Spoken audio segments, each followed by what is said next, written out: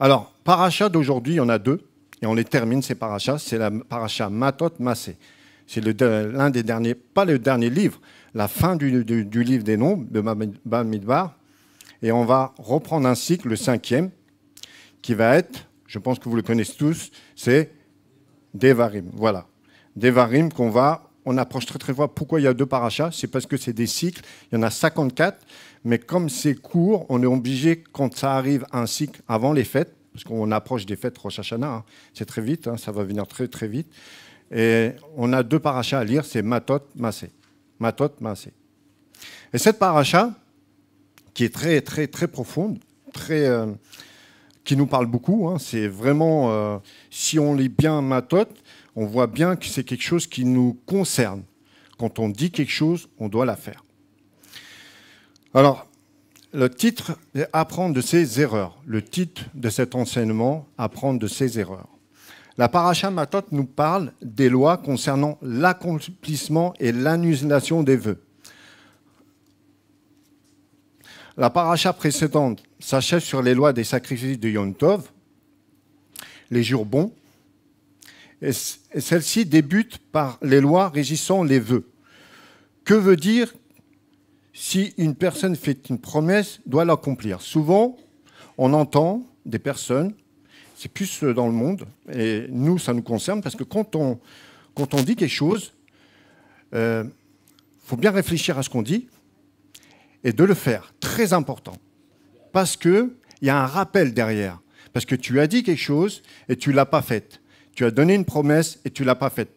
Peut-être parce que tu as oublié, ça peut arriver, ou parce que tu dis « ouais, je lui ai dit, mais je ne vais pas le faire ». Non, ça ne marche pas comme ça. Ça ne marche pas comme ça. Quand on fait une promesse, on doit la faire jusqu'au bout, on doit la tenir jusqu'au bout, parce qu'une promesse, tout derrière, je vous le dis direct, hein, il y a une bénédiction derrière. Il y a une bénédiction.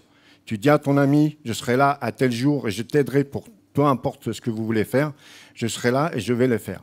Mais si tu ne viens pas parce que tu as oublié, tu dis, bon, bah, parce que j'ai pas le temps, j'ai autre chose à faire, non, ça ne marche pas comme ça. C'est quand tu dis quelque chose, que ton oui, que ton non soit non. Ça, c'est dans la Torah. Je ne vous l'apprends pas. Je ne suis pas venu ici pour vous donner une leçon de morale, je me la donne à moi-même. Mais j'aime bien de transmettre et de dire les choses telles qu'elles sont.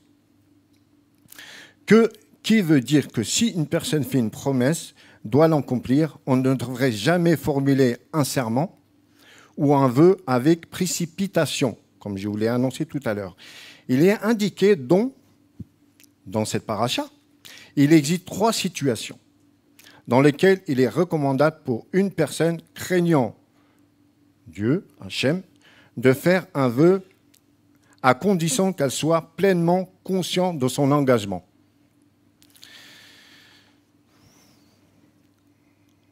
Si quelqu'un a pris l'habitude d'une conduite pécheresse, ça peut arriver, ça arrive, et souhaite se repentir, ça c'est très important de le refaire, il peut faire un vœu pour renforcer sa résolution. Exemple, s'il était... Vous n'avez pas rigolé ce que je vais vous dire. Si par exemple il était glouton, quelqu'un qui aime manger, comme moi, couscous, tagine, falafel, etc.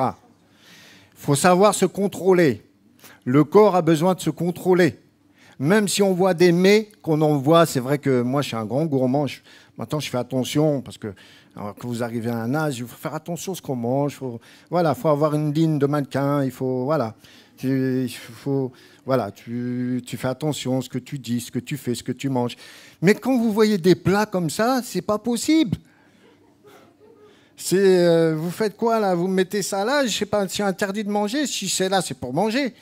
Tu peux manger, mais avec modération. Voilà, c'est ça que je voulais dire. C'est avec modération. Voilà.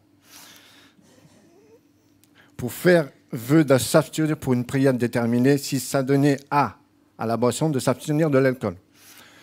Alors pareil, l'alcool, je ne vais pas vous montrer, je ne vais pas vous faire de dessin. Il y a des limites. Il faut savoir boire quand il faut boire, il faut s'arrêter quand il faut s'arrêter. En deuxième position, si une mitzvah se présente, on peut permettre de l'accomplir, de ne pas manquer cette opportunité. Par exemple, s'il y a quelque chose de très important à faire, par exemple, notre rave me dit, tu dois faire telle chose à tel moment et que j'oublie. Et que c'est une chose très importante, très importante. Par exemple, je vous donne l'exemple d'aujourd'hui. Si j'étais pas là, si j'aurais pas fait l'enseignement, j'aurais dit, ah mince, j'ai oublié. Qu'est-ce qu'on fait? Ça peut arriver, hein. Ben ça, faut pas l'oublier. Faut pas, surtout pas l'oublier. Car c'est une opportunité. Nous avons une tradition héritée de notre patriarche Yaakov de faire un vœu en période de détresse. Si vous vous rappelez de la paracha, quand Yaakov, cette fameuse paracha où Yaakov prend le doigt d'aînesse, je ne vais pas vous expliquer cette paracha parce qu'elle est vraiment longue, très intéressante et très profonde, c'est qu'il avait fait une promesse à Hachem alors qu'il fuyait son frère Esav. Yaakov fait vœu de donner à Dieu 1/10 de tous ses possessions. S'il lui accordait sa protection pour croyer ses besoins, néanmoins le grand sadique Jacob souffrit d'infortune parce qu'il tarda à accomplir son vœu. C'est pas qu'il a oublié, c'est qu'il a tardé. Vous savez, quand il est tombé chez la famille de Lavan, c'était pas facile. Il est arrivé tout nu, entre parenthèses habillé, mais il avait des richesses, il avait tout ce qu'il avait, mais il a été complètement... on lui a volé tout, on lui a tout volé. Ça veut dire que quand il était chez Lavan, il n'est pas venu comme Eliezer. Eliezer est venu avec 10 chameaux, avec plusieurs richesses. Il est venu pour prendre Rivka, pour Isaac. Et ce n'était pas la même chose, Yaakov. Yaakov est venu parce que sa mère, Rivka, lui a dit « Va là-bas » pour fuir son frère, parce que son frère voulait le tuer, hein, parce qu'il lui a pris un droit d'aînesse. Et non seulement il lui a pris le droit d'aînesse qu'il lui a vendu lui-même, il lui a pris quelque chose de très important, c'est la bénédiction. Et cette bénédiction n'était pas pour... On peut le lire et le relire, ce n'était pas pour Esav. C'était vraiment pour Yaakov. Parce que Yaakov, c'était quelqu'un qui avait baigné. Quand je dis baigné, c'est comme si qu'il avait fait une immersion dans l'eau, dans la Torah. C'est quelqu'un qui aimait la Torah, c'est quelqu'un qui aimait transmettre, c'est quelqu'un qui aimait aider son prochain, c'était ça. Et ça, c'était complètement le contraire de tout. Et quand Dieu nous fait une promesse, et c'est vrai, je vous le garantis, il l'accomplit pour tous ceux qui veulent vraiment le croire, et vraiment il l'accomplit. Alors je vous demande de prendre Ésaïe chapitre 41, verset 10. Ésaïe 41, 10.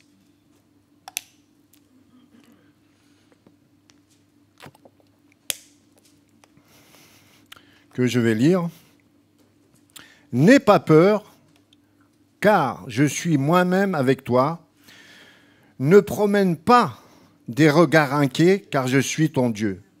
Je te fortifie, je viens à ton secours, je te soutiens par ma main droite, la main de la justice.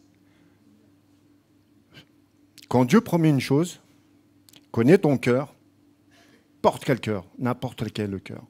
Il sait ce que tu vaux, il sait ce que quand tu donnes, que tu as fait des erreurs, que tu apprends de tes erreurs et que tu réagis au fond de toi de dire « j'ai fait une erreur, je la reconnais, je vais la réparer ». Si, je vais être direct avec tout, si on fait le contraire, on ne reconnaît pas ses erreurs, on reste qui s'appelle l'orgueil. Ça ne peut pas marcher. Ça ne peut pas marcher parce que tu ne peux pas avancer. Tu ne peux pas avancer parce que tu fais du surplace. Et quand tu fais du surplace, tu fais du surplace. Mais si, je vais la parler à la façon séfarade, si vraiment tu reconnais ton erreur et tu répares ton erreur, sans le vouloir, tu n'attends même pas après. La bénédiction, elle est sur toi. Dans Jérémie 29, 11, j'ai noté pas mal de choses. Jérémie 29, 11. En effet, moi je connais les projets que je forme pour vous, déclare l'Éternel. Ça veut dire, il connaît ton cœur. Avant que tu sois né, comme c'est écrit dans la Torah, il te connaît. Il sait ce que tu vaux. Je sais que la vie n'est pas facile. Chacun de nous. elle n'est pas facile. Elle est remplie d'épreuves, elle est remplie d'embûches, etc., etc. Mais vous avez les armes. Qu'est-ce que les armes? C'est la tefila. La puissance de la tefila peut vous amener n'importe où. Même si tu es dans ton travail, on peut avoir des problèmes. C'est pas grave, c'est pas un problème. Tu sais que Dieu est avec toi, que tu ne te lâcheras pas et que peu importe ce que tu vas faire, il sera tout le temps avec toi, mais toujours dans la Kedusha, la sainteté. Projet de paix et non de malheur, afin de vous donner un avenir de l'espérance, apprendre de ses erreurs. Si on apprend de ses erreurs, c'est très bien, j'appuie dessus. Il faut vraiment apprendre de ses erreurs. C'est comme ça qu'on avance. Le livre de Job, vous connaissez tous, nous rappelle certaines choses. En arrivant chez Job, ses amis, au lieu de le soutenir, etc., l'ont accusé. Garde d'abord le silence, puis ce sont 3 cycles de dialogue. 3 cycles, chacun a donné sa version, qui leur donne tour à tour la parole. Les amis de Job défendent l'idée que c'est souffrance sur le résultat du péché. Lorsque Dieu s'adresse à Job une fois repenti, il condamne les dires des 3 amis qui doivent apporter un sacrifice d'expiation, tandis que Job doit prier pour eux. Nous, on ne peut plus apporter, maintenant c'était dans l'époque, il ne fallait pas ramener un agneau, des taureaux, etc. Maintenant, c'est le pardon sincère, le vrai pardon pour avancer. Et surtout, vous avez toutes les solutions. On peut avancer dans n'importe quelle circonstance, dans n'importe quel moment, même si des fois on sent qu'on est faible et que ça ne va pas ou que quelqu'un nous a fait du mal. Dis-toi que l'Éternel, Père éternel, il est avec toi. Yeshua, il a dit, je te porte, je ne te lâche pas. Tu t'accroches à moi, je ne te lâche pas.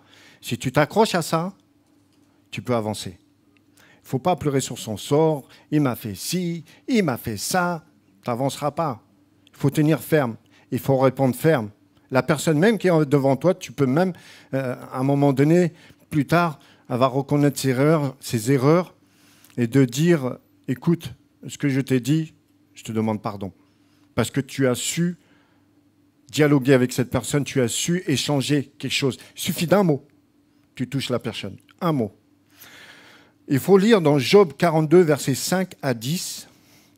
Job, chapitre 42, versets 5 à 10. T'es-tu déjà imaginé combien notre vie spirituelle sera épanouissante? Pardon, je ne l'ai pas lu, ça je suis en train d'avancer, mais... Alors, j'ai dit 42, 5, 10. Job, 42, 5, 10.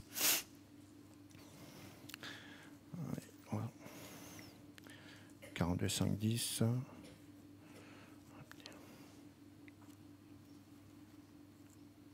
Hop.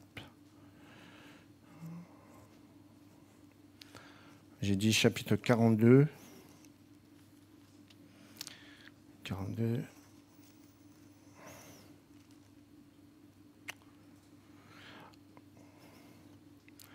Mon oreille avait entendu parler de toi, mais maintenant mon œil t'a vu. C'est pourquoi je condamne et je me repens sur la poussière et sur la cendre. Après que l'Éternel eut adressé ses paroles à Job, il dit à Eliphaz de Théman, « Ma colère est enflammée contre toi et contre tes 2 amis, parce que vous n'avez pas parlé de moi avec droiture. Comme l'a fait mon serviteur Job, prenez maintenant 7 taureaux, 7 béliers, allez auprès de mon serviteur Job et offrez pour vous un holocauste. Job, mon serviteur, priera pour vous, et c'est par égard pour lui seul que je ne vous traiterai pas, selon votre folie, car vous n'avez pas parlé de moi avec droiture, comme l'a fait serviteur Job. Eliphaz de Thémas, Bildad de Shuach et de Sophar de Naama allèrent et firent contre l'Éternel, comme l'Éternel leur avait dit, et l'Éternel eut égard à la prière de Job. L'Éternel rétablit Job dans son premier état.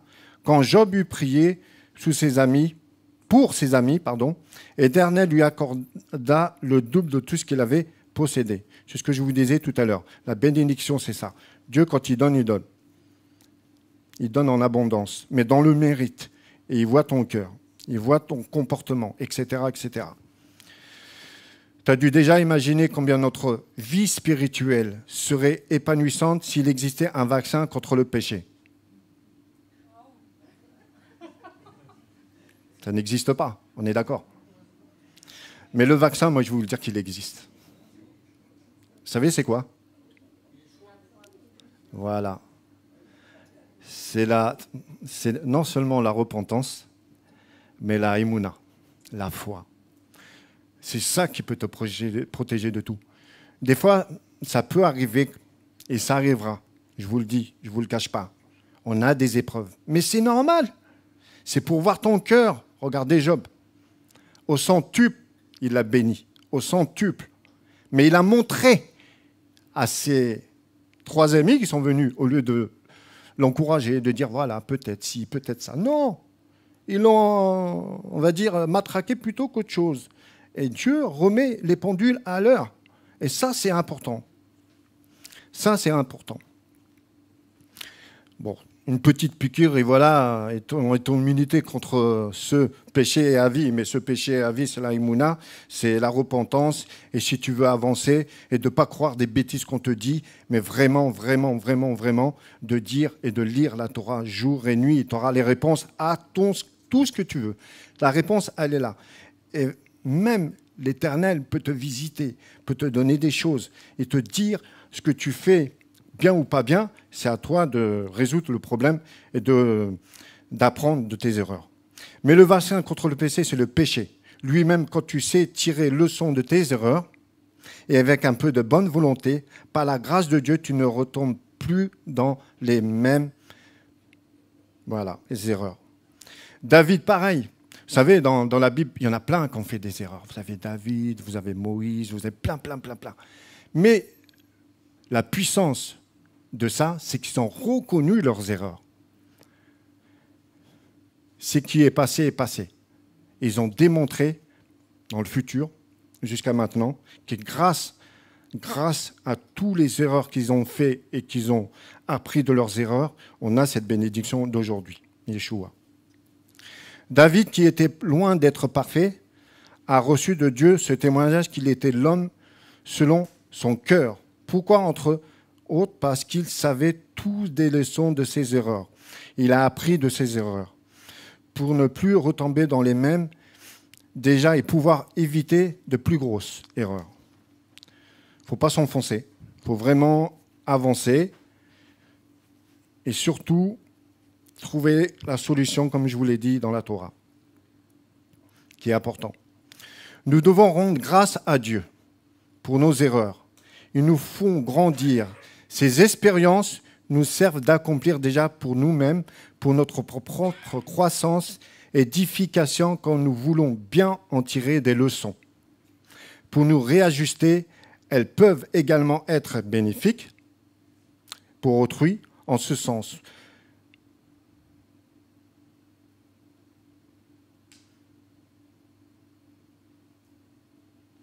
Parlant du séjour du peuple juif dans le désert et de toutes choses qui leur sont arrivées en raison de leur désobéissance. Alors vous avez 1 Corinthiens 10, 11. 1 Corinthiens 10, 11. Ça, c'est tous des versets qui correspondent au drage que je vous suis en train de vous lire, de vous enseigner. 1 Corinthiens 10, 11 nous dit « Ces choses leur sont arrivées pour servir d'exemple et elles ont été écrites pour notre instruction. » Proverbe 11, 2. Proverbe chapitre 11, 2. Quand vient l'orgueil, c'est ce que je vous disais tout à l'heure, c'est qu'on ne reconnaît pas, c'est l'orgueil qui est là. Ça veut dire que tu peux toujours parler, c'est moi qui ai raison. Alors moi, ça ne marche pas. Tu reconnais ton erreur, ça peut marcher, tu as la bénédiction derrière. Mais elle ne peut pas venir du jour au lendemain en claquant des doigts. Il y a un long chemin, il y a une réparation, il y a une guérison, etc. Mais tu verras le fruit, ça je vous le garantis, vous verrez le fruit. Quand vient l'orgueil, vient aussi l'ignominie. Mais la sagesse est avec les humbles. Dans Romains, chapitre 8, 28, que vous connaissez tous, nous savons du reste que toute chose concourt au bien de ceux qui aiment l'Éternel, Dieu et ses desseins, etc. Et Psaume, vous me dites si je vais très vite. Psaume 55, vous pouvez le relire à la maison, ce n'est pas un problème. Psaume 55, chapitre 22. Remets ton sort à l'Éternel, il te soutiendra, il ne te laissera jamais chanceler ta justice. Le juste, il ne sera jamais chanceler le juste. Le psaume 145, chapitre 14. L'Éternel soutient tous ceux qui tombent et il redresse tous ceux qui sont courbés. Il nous arrive plusieurs fois de défendre l'indéfendable. Des fois, on ne cherche pas, on cherche vraiment à défendre l'indéfendable et ça ne marche pas. Parce qu'on ne reconnaît pas notre erreur, parce qu'on croit savoir qu'on a la vérité, qu'on ne s'est pas trompé. Mais si tu t'es trompé, ce n'est pas grave. Il faut juste reconnaître que tu t'es trompé et c'est rien, ce n'est pas un problème. Si tu ne reconnais pas que tu t'es pas trompé, ça veut dire que tu es sûr de toi et ça veut dire que tu es gonflé d'orgueil et ça ne peut pas marcher. Et d'estimer qu'une chose vraie alors qu'elle est fausse jusqu'à qu'on se rende compte qu'il faut se corriger. En tant qu'apprenant, tu dois être humble pour accepter tes erreurs et très courageux pour les corriger. Les erreurs font grandir. Ils t'apprennent spirituellement. Toute personne doit grandir avec les erreurs. J'ai appuyé sur ça parce que c'était très important d'appuyer sur les erreurs. Si on veut grandir et faire avancer les choses dans lesquelles tu es impliqué, n'aie pas peur de faire des erreurs. Mais il ne faut pas les faire exprès. Moi, je ne vous dis pas de les faire exprès, les erreurs. Il faut apprendre de ces erreurs. On fait des erreurs. Ça ne coûte rien. Même moi, j'en fais des erreurs. Et je réfléchis toujours à ce que j'ai fait. Et je me dis, et je me remets je reconnais, et il y a un autre mot, c'est me remettre en... Voilà, merci. On se remet en question, on te dit, ouais, c'est vrai que j'étais un peu fort, mais allez, je vais aller le voir, je vais lui en parler, lui, tête à tête, pas devant tout le monde, ça ne regarde pas, ça regarde entre moi et lui. Et le mettre à part et lui dire, voilà, je te demande pardon, je reconnais mon erreur, j'ai dit des choses qui t'ont blessé, et par ces choses que je t'ai blessé, que je t'ai dites, je vais grandir, et pardonne-moi. Bon. Il y a un mutuel de pardon, etc. Mais quand j'ai dit pardon, c'est pardon. Je ne vais pas retourner en arrière ou recommencer mes erreurs. C'est que tu avances. Tu avances, tu as fait une erreur, tu avances. Tu n'attends pas à recommencer comme un CD, tu le remets en replay. Non, tu avances. Et c'est comme ça que tu grandis. Et c'est comme ça que, comme je le répète, tu as la bénédiction.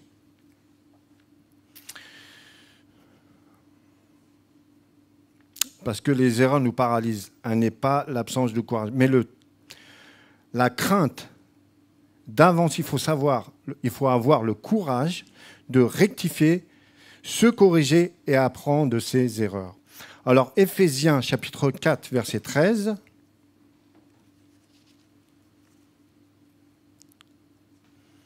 Jusqu'à que nous soyons tous parvenus à la structure parfaite de Yeshua, l'homme et le croyant en particulier est un éternel apprenant. N'ayons pas peur de nos erreurs, car nous appelons d'elles, plus nous avons le désir d'y parvenir.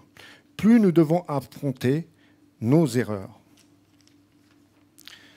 Tout à l'heure, je vous ai parlé de Moïse. Vous savez, Moïse, c'était pas facile pour lui. Quand il est sauvé des eaux. C'est pour ça le nom de Moïse, sauvé des eaux. Il a été intercepté par la fille de Pharaon, ou sa sœur, je ne me rappelle plus.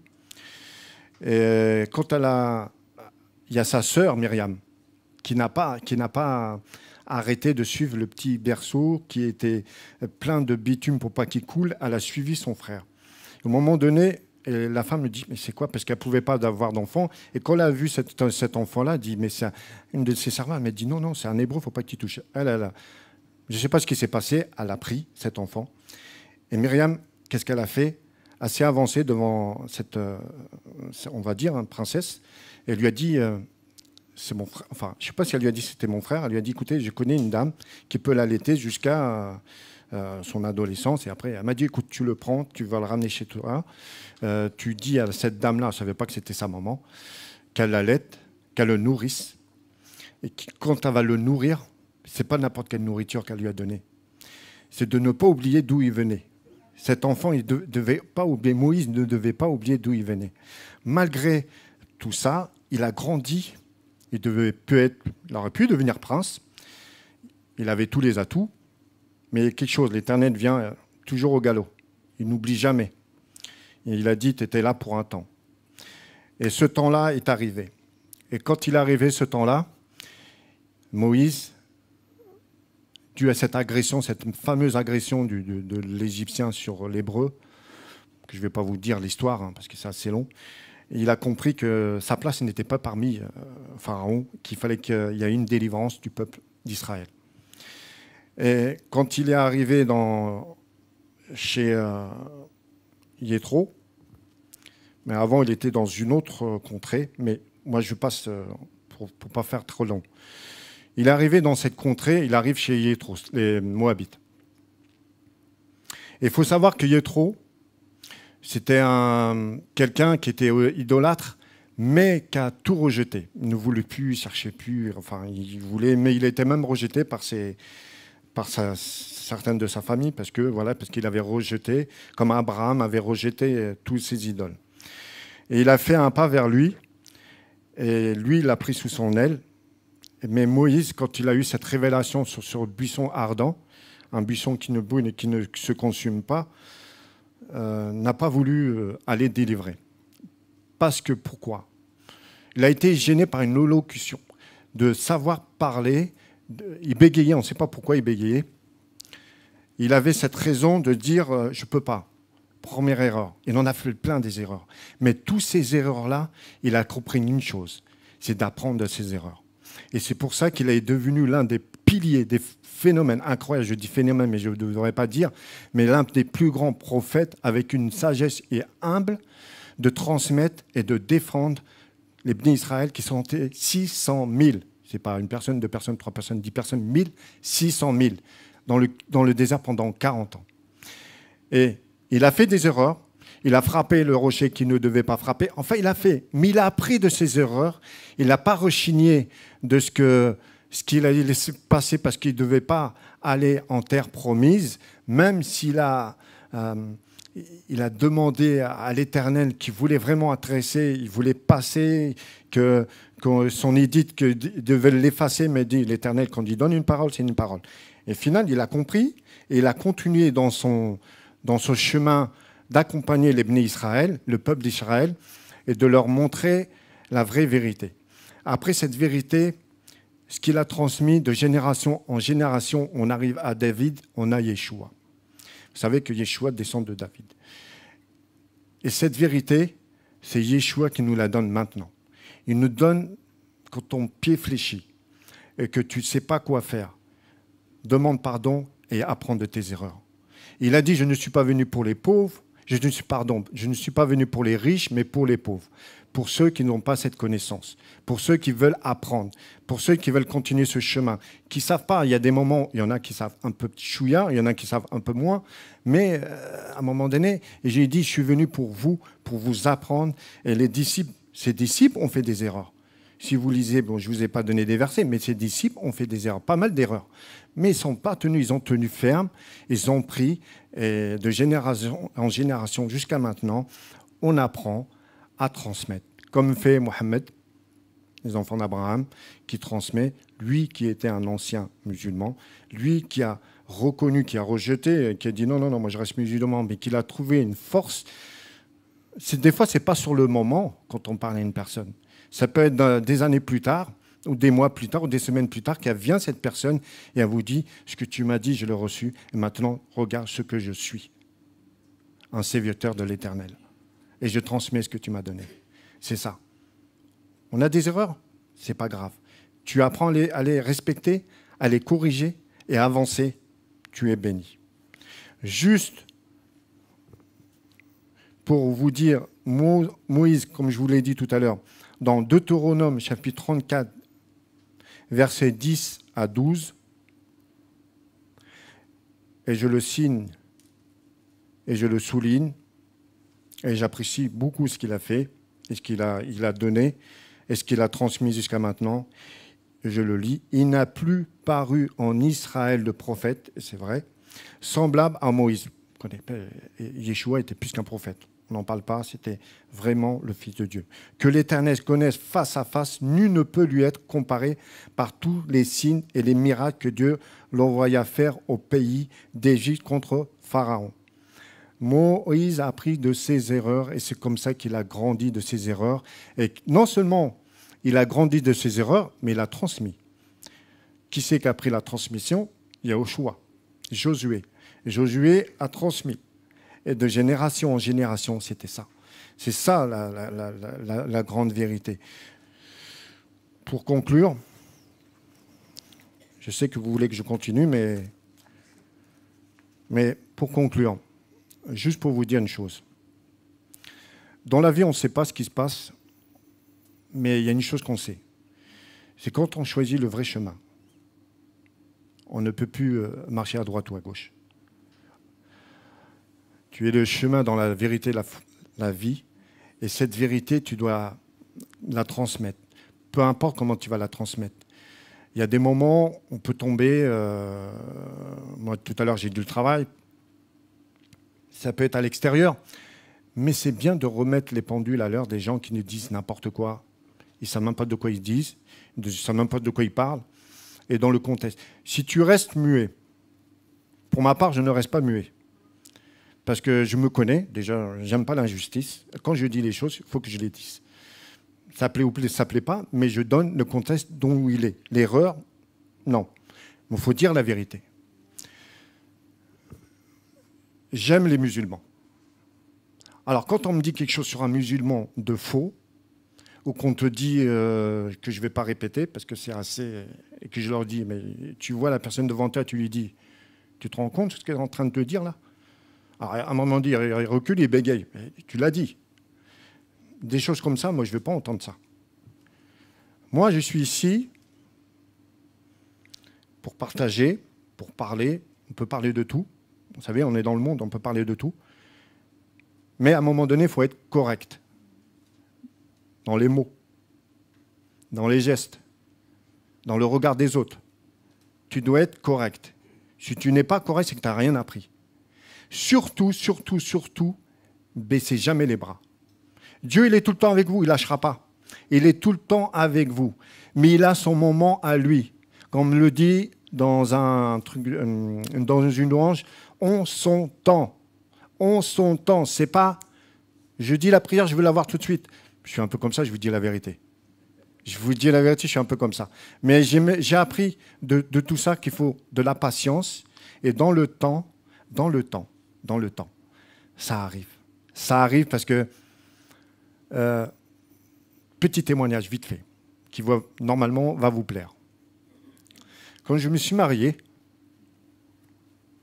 avec cette charmante dame là-bas, il y a quelque chose d'incroyable. Et c'est là que tu te dis, j'étais tout jeune dans la foi, hein, tu apprends. On se mariait, on a fait une belle salle, etc. Et on n'avait pas de logement. On dormait chez ma belle-mère. J'avais fait un dossier, mais le dossier n'est pas venu avant le mariage. Enfin bref. Mais j'ai dit, c'est l'Éternel qui gère. Moi, je suis, on verra bien. Et le mariage passe, on va en voyage de noces le lendemain. On n'a pas fait les choses à moitié. Hein. On se mariait aujourd'hui, on s'est marié. Le lendemain, on prenait un avion. 7 jours, ouais, lune de miel, 7 jours, on se retrouvait tous les deux, enfin bref. Et avec des beaux moments, des belles surprises, etc., etc. Et quand on est arrivé, alors je ne sais pas si c'est dans la semaine où on est arrivé, je ne sais pas, moi j'ai dit, mais il n'y a que lui qui peut faire ça. Tout s'est débloqué. Le logement, que je ne l'avais pas, apparemment, il était en dessous. Enfin bref. Le logement est arrivé, j'avais pas de travail. Je dis, ouais, comment je vais faire? Je suis marié, il faut que je travaille quand même. J'ai passé des concours, etc., etc. Et Dieu ne voulait pas que ce soit ça. Et moi, j'ai dit, oh, c'est bizarre quand même. Et je rentre dans un magasin. J'étais en promenade avec ma femme, on a dit, tiens, il y a un nouveau magasin qui est ouvert là. Non, c'est marrant, tiens, allez, viens, on va aller voir. Moi, j'ai jeté un coup d'œil. Et je rentre, et puis il y a un gars qui me reconnaît. Il me dit, ouais, tu me reconnais pas? Je dis, ouais, écoute, c'est vrai que je connaissais pas mal de monde, et tu sais, les têtes. Il m'a dit, je suis vendeur en camelot dans les marchés, etc. Ah, je dis, oui, oui, c'est vrai, parce qu'à l'époque, pour gagner de l'argent, il fallait faire les marchés, etc. Et j'ai dit, ah, c'est bien ce que tu as fait là, tu as ouvert un truc 200 mètres carrés, enfin bref, dégriffé, du prêt-à-porter pour enfants, femmes, hommes, de tout âge. Et me dit, tu connaîtrais pas quelqu'un? Ah non, comment j'ai retourné l'affaire? Alors, je ne sais même pas si c'est moi qui parlais, mais parce que franchement, faut oser de dire ça. Hein. Je dis, par contre, tu sais quoi? Il faudrait que tu mettes quelqu'un qui connaisse l'endroit ici, qui connaisse le patelin, les gens, etc. Me dit, ah oui, qui? Ah bah moi. Ah, moi, j'étais direct. Hein. Mais, et c'est vrai, ça a duré pendant 10 ans. J'étais responsable polyvalent, enfin bref. Et ça a duré. Et lui, il a dit, c'est lui qui l'a sorti. Hein. Il m'a dit, bah, ça durera 10 ans, et ça a duré 10 ans. Parce que Dieu, peut-être, prévoyait autre chose. Des fois, on se pose des questions qu'on ne devrait même pas se poser. Parce que c'est lui qui tient... C'est lui la lumière du monde. Quand il veut quelque chose, il te le donne. Il va te la donner. Mais avec mérite. Il ne la donne pas comme ça. Alors, je vous garantis, ne cherchez pas à savoir ou c'est mérité. Allez, pour conclure, parce que j'ai dépassé un chouïa. Alors, attention. On a arrêté avant. Regardez pas votre heure. On a arrêté avant. Vous regarderez plus tard.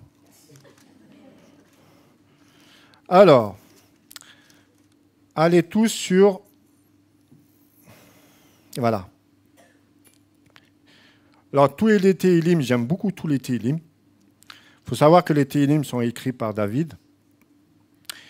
Et ce Télim, je les préfère tous. Hein. Il y en a 119. C'est ça, hein? 119 Télim 150, pardon. C'est le Télim 119, c'est le plus long. C'est pour ça que j'ai dit... c'est le dernier, mais ce n'est pas le dernier. Ouais. Alors, le psaume 103, on peut le lire entièrement, je vous assure. Il est nourrissant, il fait digérer, il fait du bien à l'âme, etc., etc. Et je vais vous le lire avec une belle élocution, en essayant de pas... De David. Mon âme bénit l'Éternel. Que tout ce qui est en moi bénisse son saint nom. Mon âme bénit l'Éternel et n'oublie aucun de ses bienfaits. C'est lui qui pardonne toutes ses iniquités, qui guérit toutes tes maladies. C'est lui qui délivre ta vie de la fausse, qui te couronne de bonté et de miséricorde. C'est lui qui rassaisit de bien ta vieillesse, qui te fait rajeunir comme l'aigle. L'Éternel fait justice, il fait droit à tous les opprimés. Il a manifesté ses voies à Moïse, ses œuvres aux enfants d'Israël. L'Éternel est miséricordieux et compatissant, lent à la colère et riche en bonté. Il ne conteste pas sans cesse. Il ne garde pas sa colère à toujours. Il ne nous traite pas selon nos péchés. Il ne nous punit pas selon nos iniquités.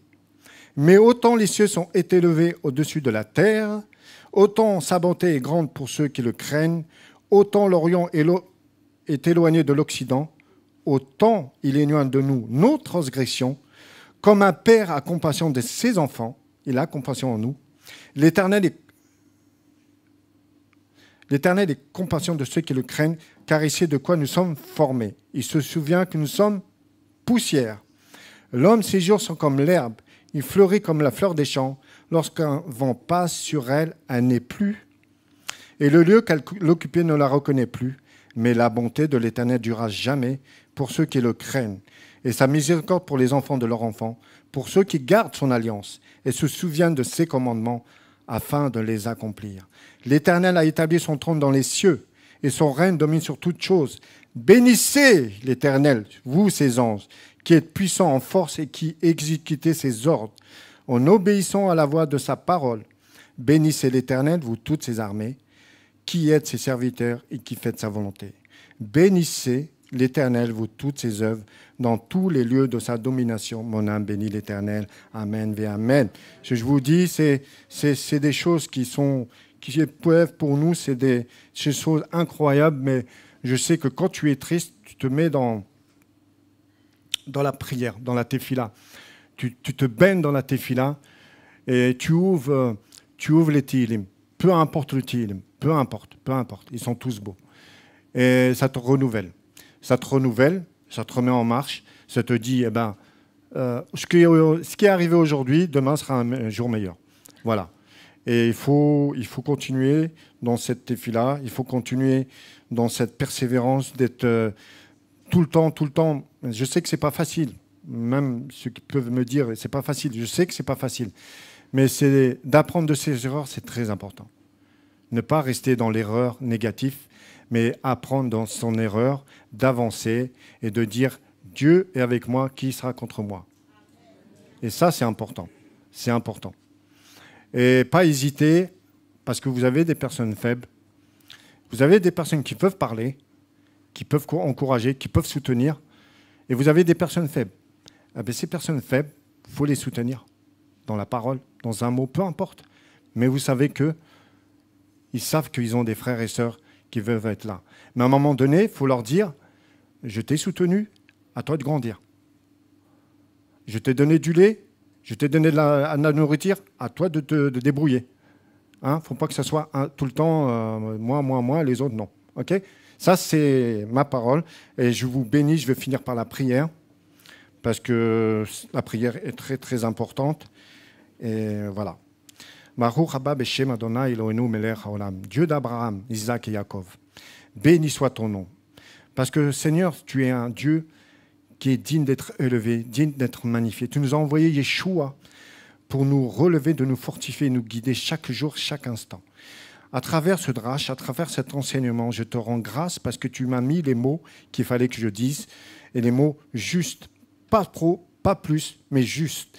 Et dans ta main sont mes frères et sœurs qui sont là, et ceux qui nous regardent, de les bénir, de les renouveler, de bénir leurs enfants, leurs petits-enfants, de les guider comme toi tu le veux, à chaque moment, à chaque instant, et de leur montrer que tu es là à chaque moment, tout temps, en ton nom, Yeshua Mashiach.